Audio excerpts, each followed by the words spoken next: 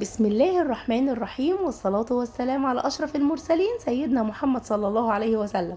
ازيكم يا جماعة؟ عاملين يا رب تكونوا بخير. كل سنة وانتم طيبين بمناسبة عيد الأضحى المبارك، أعاده الله علينا وعليكم بالخير يا رب.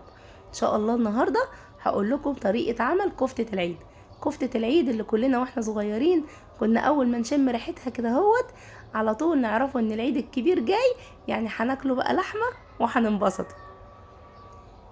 معانا كيلو لحمة مفرومة تكون نسبة الدهون فيها عالية، بس مش عالية قوي بقى، عايزين أكلنا يبقى صحي. ومعانا حزمة بقدونس مفرومة، بصلتين كبار مفرومين، معلقة صغيرة فلفل أسود، معلقة صغيرة بهارات السبع حبوب، الملح زي ما انتوا عايزين. تعالوا بقى معانا نشوف الطريقة. أول حاجة هننزل بالبصلة على اللحم والبقدونس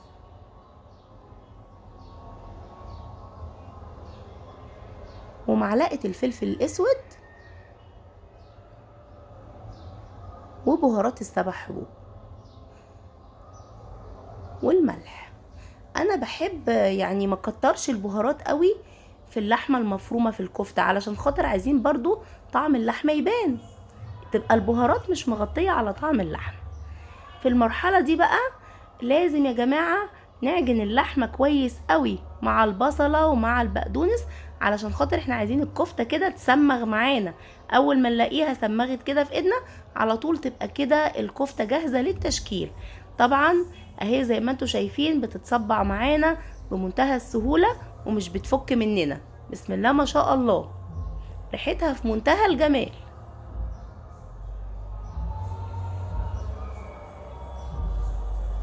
انا بحب يعني ازود البصل شويه في كفته العيد علشان خاطر تتشرب الصلصه كده كويس. كده اصبحت جاهزه معانا للتحمير. نحضر بقى صينيه نسخنها على النار، ننزل عليها بمعلقتين سمنه بلدي.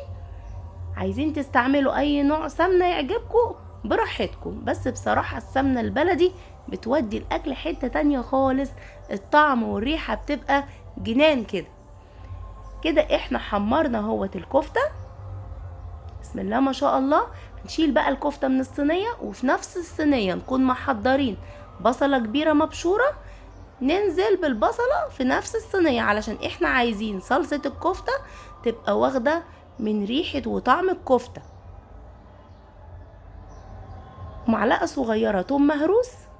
كده البصلة اهي اصفرت معانا، نزلنا عليها بمعلقة صغيرة توم مهروس. ونكون محضرين قرن فلفل كوبي مقطعينه قطع صغيرة، ومعلقة هريسة شطة. طبعا هريسة الشطة دي بتدي طعم جميل جدا لصلصة الكفتة. نزلنا بقى بعصير الطماطم، قلب المكونات كده في بعضها، وقبل ما الصلصة ما تتسبك خالص ننزل بمعلقة فلفل اسمر صغيرة، نص معلقة صغيرة ملح، معلقة صغيرة سكر، نص معلقة صغيرة كمون، مكعب مرقة لحمة براحتكم، لو مش عايزين تحطوا مرقة مفيش اي مشكلة. كده اصبحت اهي الصلصة معانا جاهزة خلاص اتسبكت. نمرقها بقى بكوباية مية كده، نقلبها ونبتدي بقى نرصص الكفتة بتاعتنا الجميلة. طبعا يا جماعة انا بحط معلقة سكر على الصلصة عشان تعادل حموضة الطماطم. طبعا احنا هنغطيها ونتركها 5 دقايق بقى تكمل سواها. كده اصبحت الكفتة جاهزة للتقديم. بسم الله ما شاء الله، الريحة جنان والطعم في منتهى الجمال. بسم الله ما شاء الله، حكاية مع شوية رز ابيض كده وسلطة خضراء تدعم بقى الموضوع كده بشوية فيتامينات. مش قادرة اقول لكم، الكفتة متشربة بالصلصة كده وطرية معانا، حاجة في منتهى الجمال، لذيذة جدا. ويا ريت ما تنسوناش باللايك والاشتراك، وتعليقاتكم طبعا تهمنا جدا.